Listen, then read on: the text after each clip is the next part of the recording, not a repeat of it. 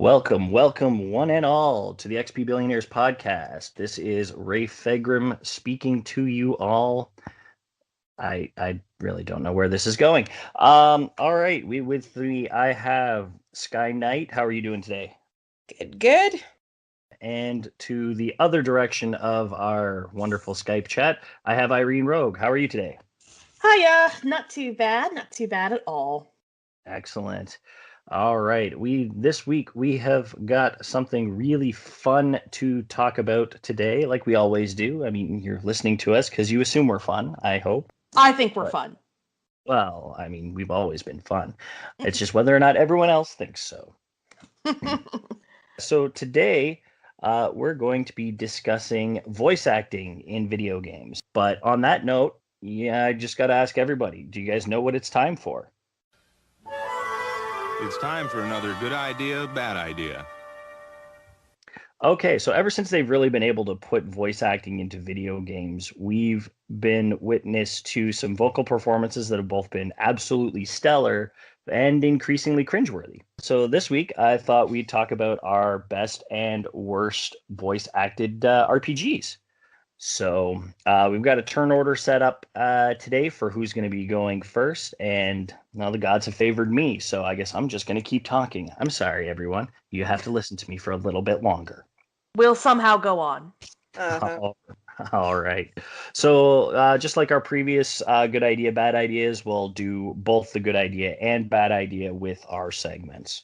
So I shall begin. And for my good idea, I have chosen a very, very classic JRPG series for the PS2. I've chosen Shin Megami Tensei's Digital Devil Saga games. What started out as something that would have ended up being potentially bland and boring for a vocal experience really shifted as the story progressed in the game.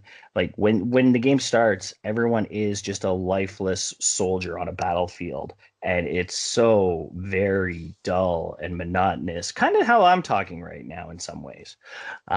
But as the story progresses, and I don't want to give too much away about it, but basically after an event happens during a skirmish, everybody in this area has the ability to transform into a demon. And the goal is now to basically devour everyone in sight that is not your ally. But at the same time, what's happening here is all of these players are developing personalities. And as that happens, you feel the progression in the voice acting as well. It's actually quite fantastic. I remember a scene in the game where one of the characters, Gale, who's voiced by Steve Bloom, for those who are familiar with him, he was actually one of the last characters to start awakening to a personality. And his performance at that point was fantastic, going from monotonous and almost like just seamlessly transitioning into this pit of rage over the circumstances that awakened him. It was just one of those moments that I don't forget in an RPG, and it was just great. I will also like to add that there was one particular character for whom this transformation was pretty stark, if I remember correctly, because Cielo, like when you first started playing with that party, his voice was pretty unrecognizable, like not necessarily like it didn't necessarily have anything special about it, but by the end of the game, he had almost a Jamaican accent. It was a pretty dramatic shift. No, absolutely. Like everybody just started becoming something completely different from this blank slate of a character. And once you get a better understanding of what actually happens, and you really don't get a full understanding of that until the second game, I don't know, it just becomes such a well choreographed or planned set of voice acting. I think there was a lot of extra planning that went into it. I think it was excellent. Well, they were clearly very careful about the actors they selected, so they had to be able to ostensibly they had to be able to deliver two very different performances for the same character. Right. And be consistent, and yet somehow still be consistent enough that some of the early personality traits still shine through. Like I remember Cielo was sort of despite being robotic at the beginning, he was still less formal than Gale. So like when their personalities started coming out, they didn't feel unnatural. So the shift in performance also didn't feel unnatural, you know? No, I think you're absolutely right. It was, I don't know, I can remember, like, just as things progressed, like one character builds it up. I mean, it was a little awkward in just how some of the personalities were changed, like from, like, oh, what was her name? Argilla? Yes, Argilla. What she just went from blank slate to I don't want to do this to, oh, I'm totally into eating people. And it was just so weird. It's so seamless, but at the same time, she just completely adapted to her situation over as the game progressed. Yeah, she seemed to have the least problem with it from Well, the other two. it's not even that. It's just it was almost just going through like the stages of, knowing you're going to die, where you say there's 6 stages of it. There's fear, there's anger, and then eventually it leads to acceptance. And I think that she went through that perfectly, and it was very well expressed just based on the voice acting in itself. Definitely. I really liked the performances from Digital Devil Saga when I played through it. I did not like the ending of Digital Devil Saga 2, but that's another completely separate issue. So that's my expression of a good set of voice acting. As for my bad idea for voice acting, I don't think I'm alone on this one in a lot of cases, but I have to put Final Fantasy X onto that list.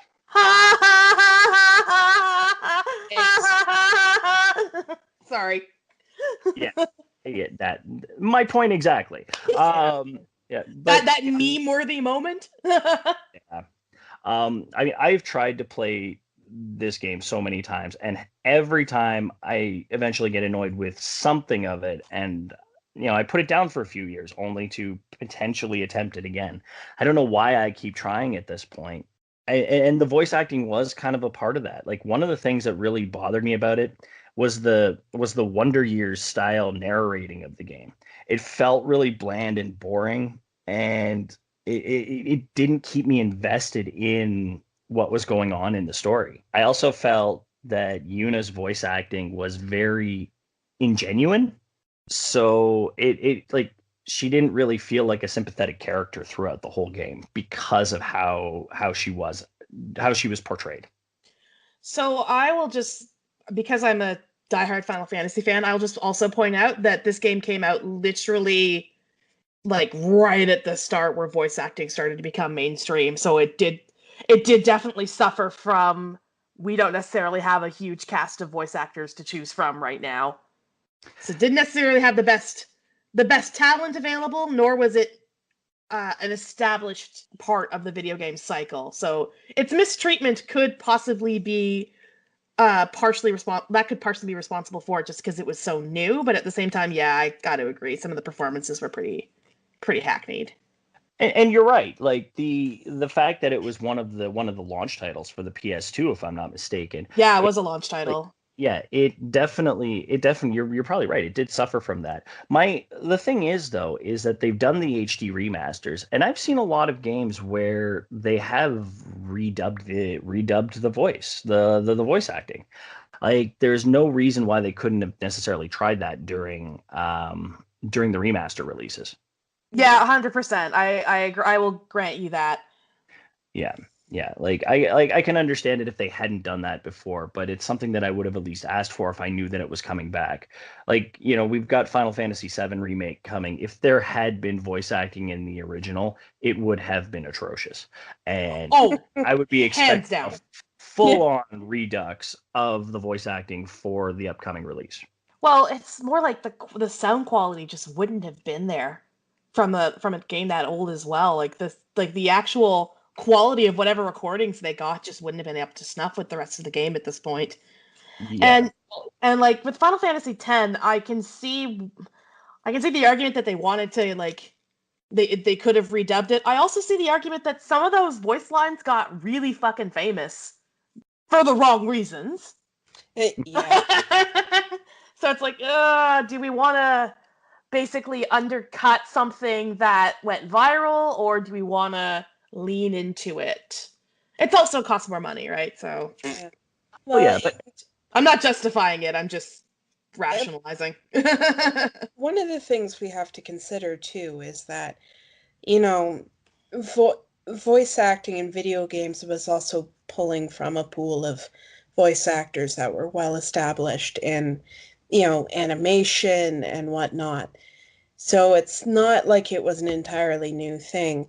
Further, I mean, there were plenty of voice actors working in computer games as well. I mean, some of which were extremely talented. Um, I mean, certainly the cast of Grim Fandango comes to mind, or even like Kodelka for PS1 had some limited voice acting, which was actually for the most part fairly reasonably completed. So, I mean, I don't know. I am less inclined to forgive it. I get that. Though they were, I don't know, they were more niche players. I guess for me, that's like this is the first big explosion of voice actors into the mainstream gaming space was with Final Fantasy X. To be honest, for at least for me, that was my awareness when I was growing up.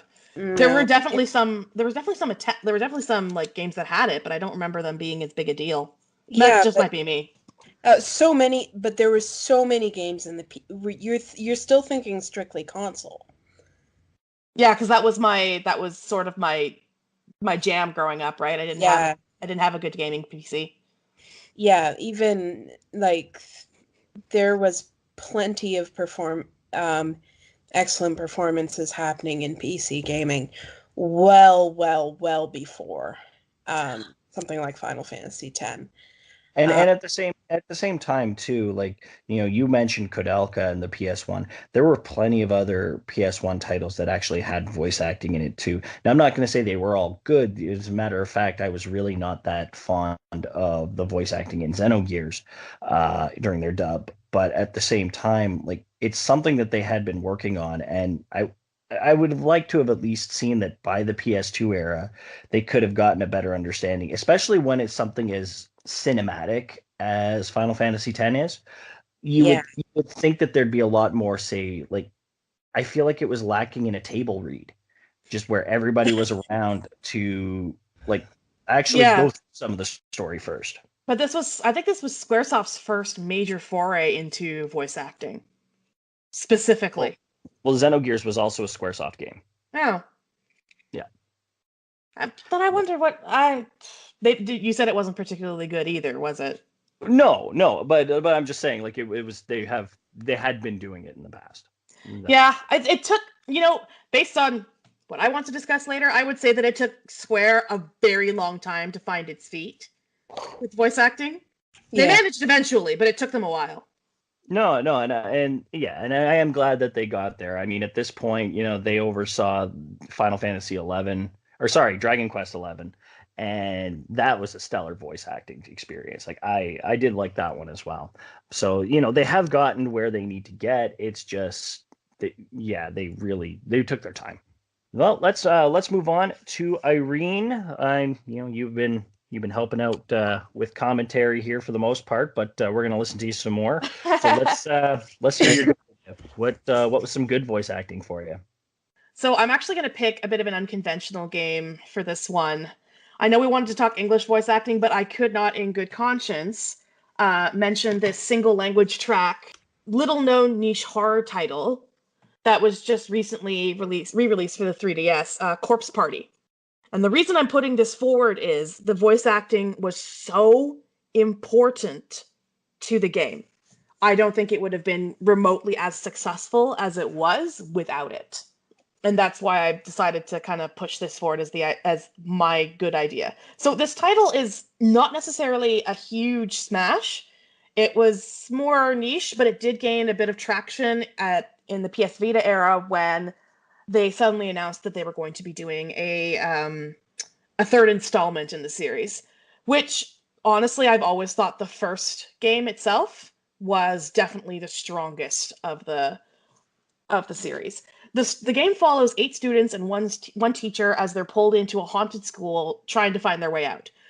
And it sounds campy and dumb, but they have to piece together this mystery as they desperately try to escape. And part of the story is told in the relationships between these characters. And the game was all like sprites, right? Itty bitty sprites on like a pixel over top down view screen with a few rather detailed like anime style screenshots. Like not a lot of like full motion animation happening. So the voice actors really had to sell it, and they did. This game could be, I won't get into details because it can be quite upsetting, but it was brutal and gruesome and gory. And these actors managed to sell that, like, especially when you had hit a bad ending, you could tell they were in pain and they were dying and it was awful. So that's why I mean, like, their performance made this game horrifying because the visuals weren't enough to really put it over the top for a horror game. Without the superior voice acting of the cast, it wouldn't have had the same impact. To the point where when they released it over here, even when they re-released it for the 3DS, they never bothered with an English language track. It is only available in the Japanese language track.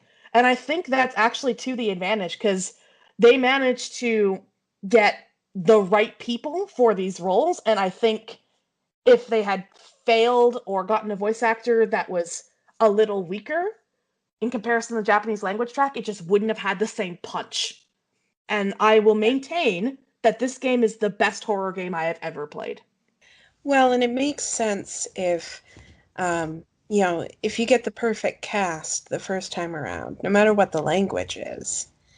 I mean, it makes sense to keep it, especially with a format where you have less visual stimulus to go off of. I mean, you're going to get a better experience sometimes if you have a single good option as opposed to a good option and a not great option. Yeah, like it would have undermined what they were trying to do if they couldn't basically capture those perfect performances twice. And I think that was a risk that was not necessarily worth taking because you have this cast that was able to definitely sell you that they were choking on their own blood for an extended period. Like, these were not short death scenes. Holy shit. They were upsetting Yeah. as fuck. And if with it being a niche game and a new IP as well, I mean, there's already enough risk going in, so it makes perfect sense. Exactly. And I think that their decision to not necessarily redub with an English voice cast was the right one because they had this excellent perform. It wasn't necessarily that they did not skimp on the voice actors in the Japanese language track, and they didn't necessarily need the English language track to sell how terrible it was. Like, there is a point in the game as I was playing through where I realized that as these students were wandering around the halls, like, realistically, the best outcome they could hope for was to die of thirst. Great. That was, yeah. And there is no ending in which you can save all of them. And it's actually super important to the plot that you don't. The ending was a perfect horror story ending in that despite the fact that the characters, some of them do make it out, they're forever changed by the experience and not necessarily for the better. They've definitely lost something in the telling, which I'm sure Sky and Rafe have heard me say many times is the mark of an excellent horror novel or excellent horror story, is that the protagonists come out somewhat diminished in a way. And they nailed that with this game. And I think it would have been a mistake to try and basically capture lightning in a bottle twice, where you need the perfect voice actor for both English and Japanese to be able to deliver those really terrifying and really upsetting, like viscerally upsetting vocal performances. Yeah, makes perfect sense. Yeah. All right. Well, then, what is your bad voice acting idea? This one comes courtesy of Square Enix again. Unfortunately, sorry guys. Um,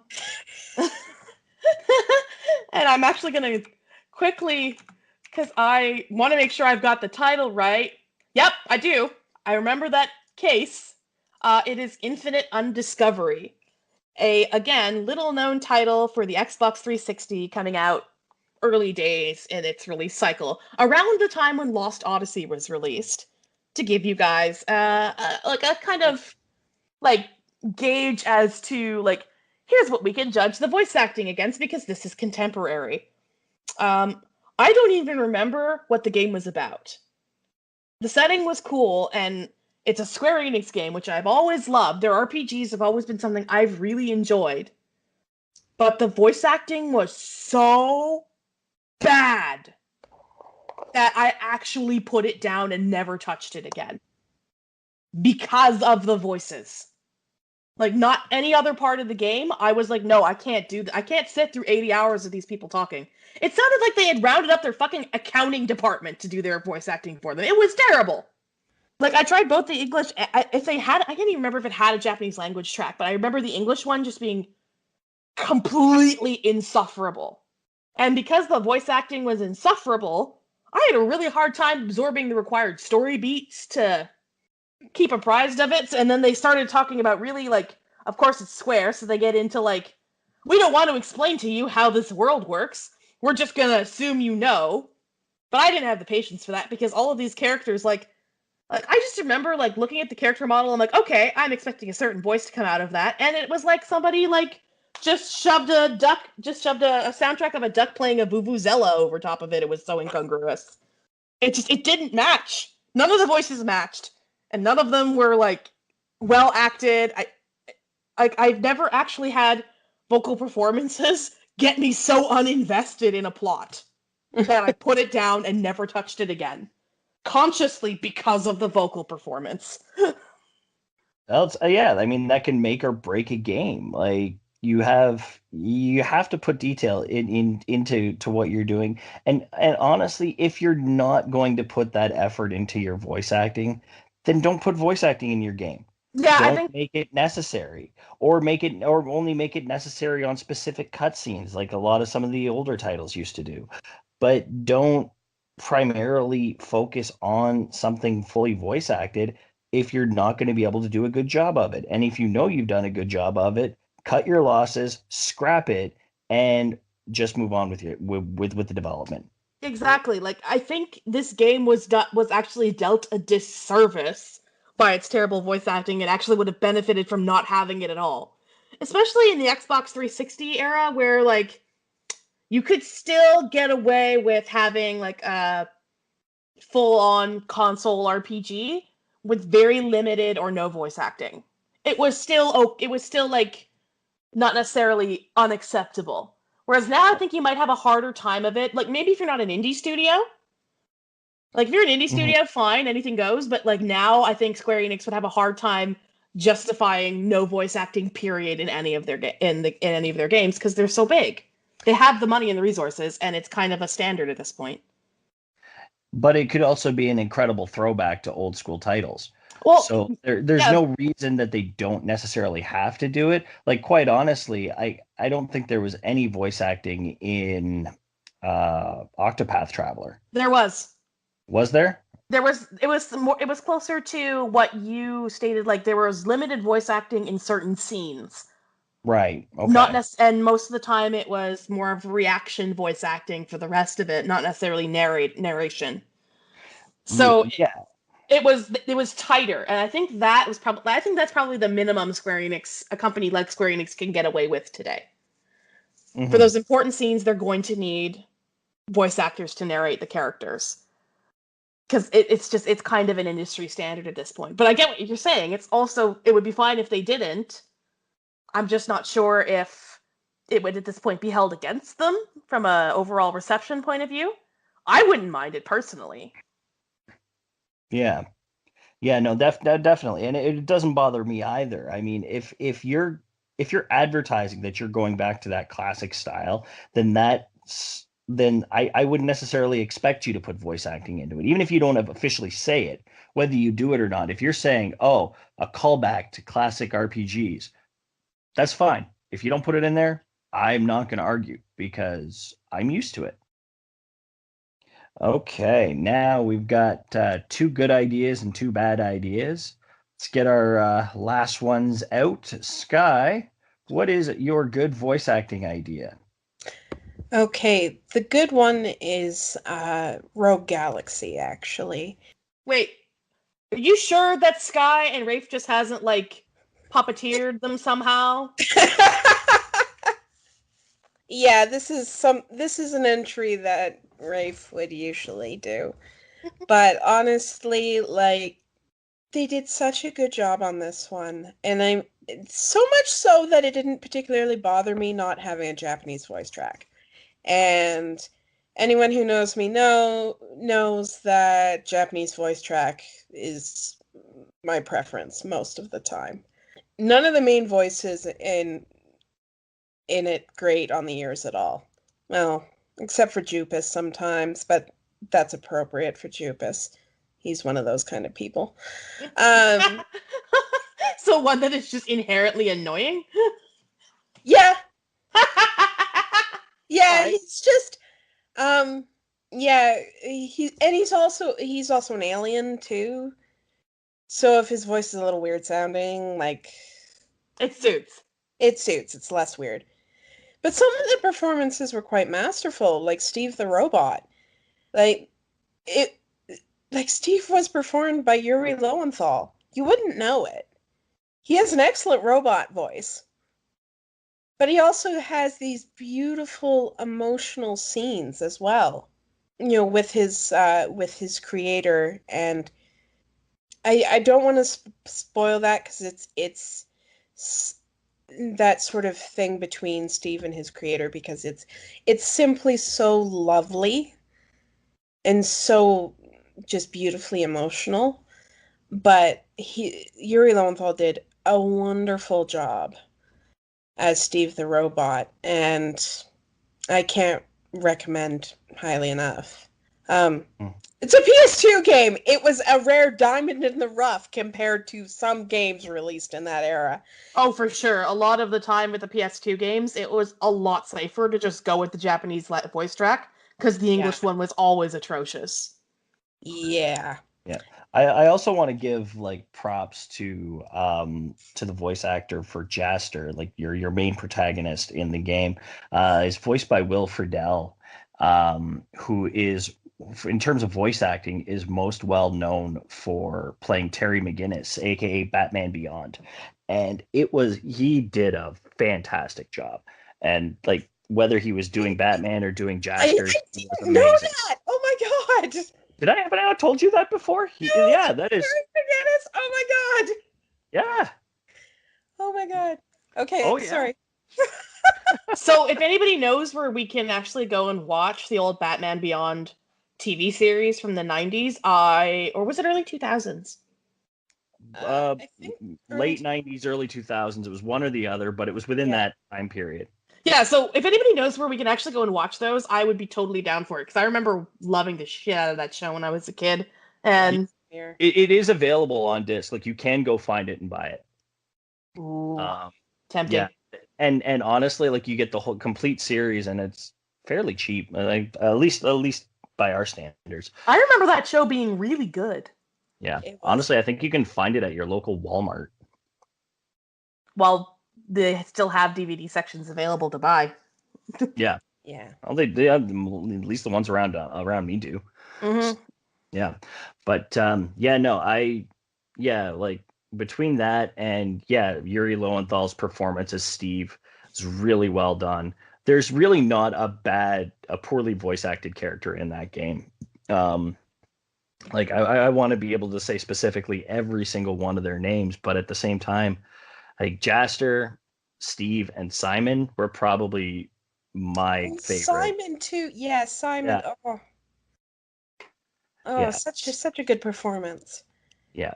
And we've talked about this game now a lot on the XP Billionaires. I cannot stress enough how much everyone should give it a try. You can, if you haven't had the chance to find a hard copy for your PS2, it is available on the PSN for PS4. So I highly recommend it. It's incredibly reasonably priced. I believe it's $15 Canadian, and I see it on sale fairly regularly. So if you have not done this, give it a try. You are in for a treat. I've even mentioned it to a few people on Twitter earlier this week. Like everybody should give it a shot. Yeah, and I mean it's graphically it's also aged remarkably well because it's done in that same style that Ni no Kuni was later done in. Yeah. Oh, it's the same studio? That would actually make sense because they did Dark Cloud 2, which also aged very well. Yes. This is definitely a level 5 title. Yeah. And the PS4 versions did get a slight graphics enhancement for the PSN purchases. So it will be scaled up just enough to make it more enjoyable experience. Which is honestly great. And like I've said it before and I'll say it again. I know we're not talking graphics this time, but if you want your game to stand the test of time, don't go for photorealism, go for an artistic vision. Like go for a style. Definitely. All right, so let's get back on topic. Yeah. Well, yeah. No. Let's just stop gushing about my favorite game ever. Let's get to your bad idea. What is your bad voice acting experience? All right. Atelier Aisha. Oh my god. So, folks, Sky has officially been kidnapped by aliens. Okay, hear me out. Hear me out. This requires backstory.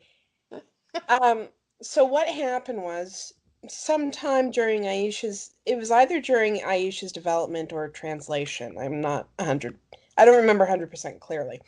Gust was bought by Koei Tecmo. And so the publishing of the series switched over to Koei Tecmo America from NIS America, right?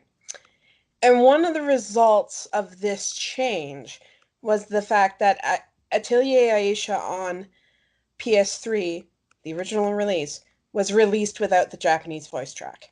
The Atelier fanbase had a freaking cow. They're not surprised, considering the Japanese voice tracks went back as far as the original Atelier Iris games on the PS2. Every Gust game released in North America up until that point had the Japanese voice track. And frankly, that's what I think most fans listen to, because I haven't listened to all those English voice tracks, but at least a few of them were terrible. I've listened to parts of the Iris 2 dub. It's basically auditory torture. Yeah, I usually give an Atelier game like an hour or two in the English voice track just to see how it all shakes out, but then I'm like, no, I gotta turn this off. This is bad. Iris 2 it just had an awful dub. It's a shame. Actually, Koei Tecmo not investing in localized English voice tracks is very much on brand, as we've seen in recent years. Well, no, they released without the Japanese track. So I had to play this game initially without the Japanese track. And parts of it were fine. Like it's by far not the worst dub I've ever heard. They screwed up one voice. Oh no. Aisha's. Oh! They screw up the protagonist's voice. That's like the worst one. Yeah. It's the worst voice to screw up. So they talk the most. She does this really fake sort of artificial high-pitchedness that you often hear in bad English dubs of Japanese games. It didn't ruin the game for me, but it definitely pulled me out of the experience more than I would have liked. By the way, Aisha is one of the most respected modern Atelier games. Like, people seem to really love it. Except for the voice acting. Yeah. I don't know. Some people it didn't seem to bother as much as it did me, but it really bothered me. And being without the Japanese track was disconcerting enough because that's what I was used to. Playing an Atelier game, seeing, a certain art style and all that. Like, I was expecting, my brain expects the Japanese track. So it was weird even just listening to it in English, but no, Aisha's voice sounded really fake, and it was really unfortunate. Oh, that's a bad choice. Yeah, Like if you're actually, gonna go with like a 1 week voice actor, put them on like a minor character that doesn't necessarily talk that much. Who knows? She might be a very good voice actor who just got terrible direction. We have no idea what happened there. yeah. One of the ever since like backlash about no about the lack of Japanese voice track was so bad that Koei Tecmo confirmed that future releases in the series would have the voice track, and I believe it was before Aisha even came out. It's interesting that they. Well, I mean, But they. apparently it was too late for them to do it in Aisha, and I believe the re-release of Aisha, like the plus version, has it, but Okay, well, silver lining, they did eventually get it. yeah. It's just I don't know what happened in the. Did they just like lose the files or something in the No, transfer? no. They didn't even try to get it. I don't think Koei Tecmo understood how important this was to Which fans. which is hilarious because when you look at their like the Dynasty Warriors series, they barely even put it in English voice acting anymore. Yeah, like yeah. like But yeah, but they stopped vocalizing those games for English voice acting pretty famously a few years ago, and only just I think started putting English voice actors back in to terrible ends. of course they did. So yeah, this is this was Aisha was the first game of the Dusk trilogy. So the like we just finished the Mysterious trilogy, and so this was the first game of the previous trilogy. So this was back in the PS3 era. So this was after Rorona. This was the Yeah. trilogy after Rorona, Totori, and Maruru, right? Yes, yes. Aisha was the following game, yeah. Gotcha. Anyway, we'll hand the mic over back to Rafe since we've hijacked the show long enough, I think. That's okay. We're having fun. That's what matters. But yeah, it does look like we've run out of time for this week. We have gone way longer than I thought we would have, to be honest. I was really worried this one was going to be a short one.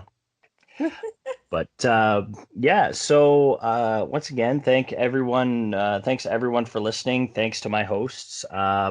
You can always check us out on Twitter with wonderful musings. I'm at Billionaires XP. Sky, where can we find you? I'm at Skyknight XP on Twitter. And Irene, where are you? I'm at irogue_XP on Twitter and at irogueXP on Twitch. And besides that, oh, Sky, did you have anything you'd like to let people know about yet? Okay. Yeah, Sky. Well, the short news is you'll have a more updated version of this news if you follow me on Twitter, so catch it there. But my plan is to start streaming myself, and I'm going to start with The Sims 4 Strangerville, which is this new narrative-based Sims 4 pack that's coming out on Tuesday. So yeah, I also will be becoming a streamer. Yay! Yup. Yeah, So absolutely. And we'll again, yeah, like Sky was saying, keep watching their Twitter. We'll be retweeting as well. So, follow all three of us, but in case you miss it, we'll make sure yeah, that gets out there. I'm hoping to have actually by the time this episode releases, I hope to have already have started. No, definitely. All right. And then, as always, if you guys are liking what you're listening to, or you start liking our streams a little bit more, feel free to send us a coffee and just comment on if it's for one of the streams or whatnot. That way we can make sure to allocate the coffee to the right person. Coffee.com/XPBillionaires. All right. Thanks again for listening, and we will see you next week. Keep gaming. Bye. Bye.